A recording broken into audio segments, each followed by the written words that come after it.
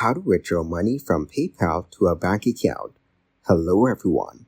In this video, I will show you how to withdraw money from PayPal to a bank account.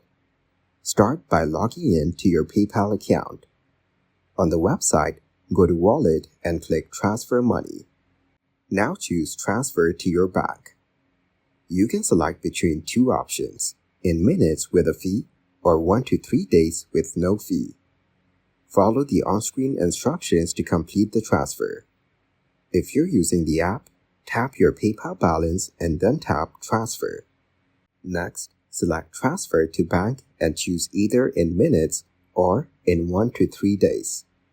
After that, tap Transfer Now to complete the process. For a mail check, log into the PayPal website, go to Wallet and click Transfer Money. Then, select Request a check by mail. Enter the amount you want to withdraw, minimum of 1.51 USD, and click Next. Now, review your details, click Request Now, and then click Done. Thank you guys for watching this video. Hope you got some value. Make sure to like the video and subscribe to the channel to get notified of new videos. See you in the next one.